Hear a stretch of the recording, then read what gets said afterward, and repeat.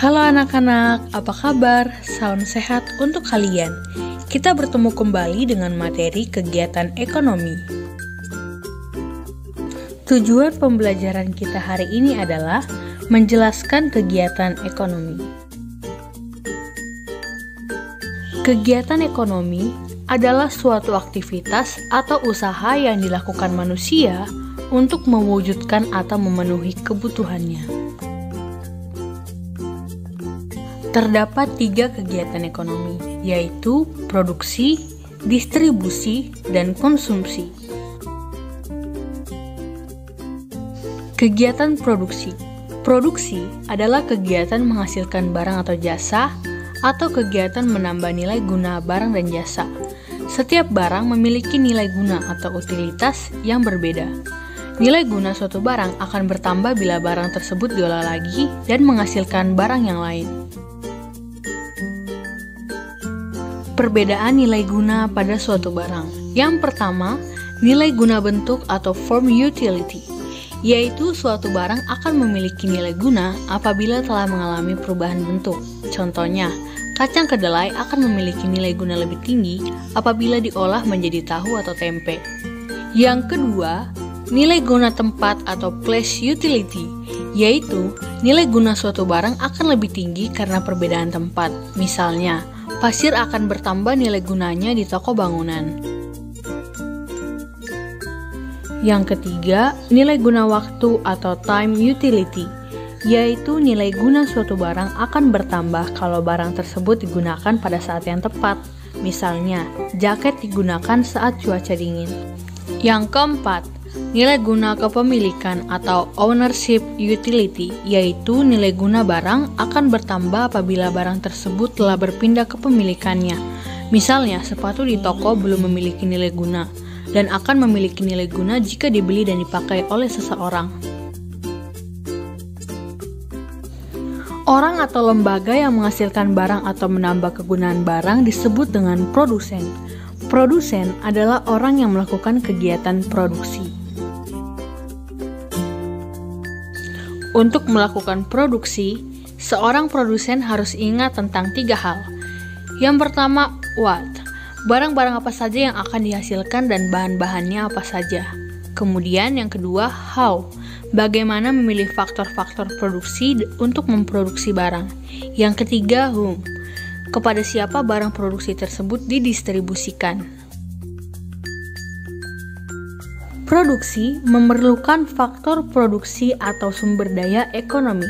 Faktor produksi dikelompokkan menjadi 4 macam, yaitu alam, tenaga kerja, modal, dan kewirausahaan. Faktor alam dan tenaga kerja disebut sebagai faktor produksi asli, karena melalui faktor tersebut manusia sudah dapat menghasilkan barang. Faktor modal dan kewirausahaan disebut sebagai faktor produksi turunan, karena hasil dari faktor produksi asli. Faktor produksi alam adalah faktor produksi yang disediakan oleh alam sebagai bahan mentah atau bahan baku produksi. Yang pertama ada tanah, hutan, barang-barang tambang, dan air. Faktor tenaga kerja. Tenaga kerja adalah sumber daya manusia yang dapat digunakan kemampuannya untuk proses produksi. Tenaga kerja dapat dibedakan menjadi 3, yaitu tenaga kerja terdidik, tenaga kerja terlatih, tenaga kerja tidak terdidik, dan tidak terlatih. Faktor modal. Modal adalah segala hasil produksi yang dibuat manusia dengan tujuan untuk menghasilkan barang-barang atau jasa-jasa lain.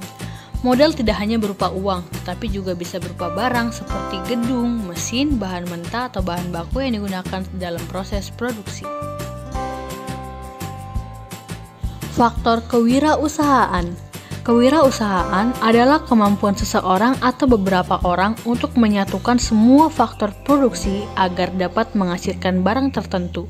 Faktor produksi ini merupakan kemampuan menjalankan suatu perusahaan sehingga perusahaan tersebut dapat berjalan secara efisien dan menguntungkan. Kegiatan distribusi. Kegiatan distribusi adalah kegiatan menyalurkan barang atau jasa dari produsen kepada konsumen. Lembaga atau perorangan yang melakukan distribusi disebut dengan distributor. Tujuan kegiatan distribusi yang pertama, menyalurkan barang dari produsen kepada konsumen, kemudian agar hasil produksi lebih berguna bagi masyarakat. Ketiga, kebutuhan masyarakat akan barang dan jasa terpenuhi, dan yang terakhir, agar kontinuitas produksi terjamin. Terdapat 3 cara mendistribusikan barang. Yang pertama, distribusi langsung, yaitu distribusi barang atau jasa tanpa melalui perantara, sehingga penyaluran langsung dari produsen kepada konsumen. Yang kedua, distribusi semi langsung, yaitu sistem produksi dari produsen kepada konsumen melalui pedagang perantara yang merupakan bagian dari produsen. Yang ketiga, distribusi tidak langsung, yaitu sistem distribusi dari produsen kepada konsumen melalui agen, grosir, pedagang kecil yang bertindak sebagai pedagang perantara. Kegiatan konsumsi. Manusia setiap harinya melakukan kegiatan konsumsi dengan tujuan untuk memenuhi kebutuhannya, sehingga terdapat konsumen yang merupakan pemakai barang hasil dari produksi. Pengertian konsumsi adalah kegiatan memakai, menggunakan, atau menghabiskan kegunaan setiap barang, baik secara berangsur-angsur maupun sekaligus habis. Barang yang digunakan secara berangsur-angsur, contohnya tas, buku, pakaian, sepeda, motor. Barang yang digunakan langsung habis, contohnya makanan dan minuman. Pelaku kegiatan konsumsi ada 3, yaitu rumah tangga keluarga, rumah tangga perusahaan, dan rumah tangga negara.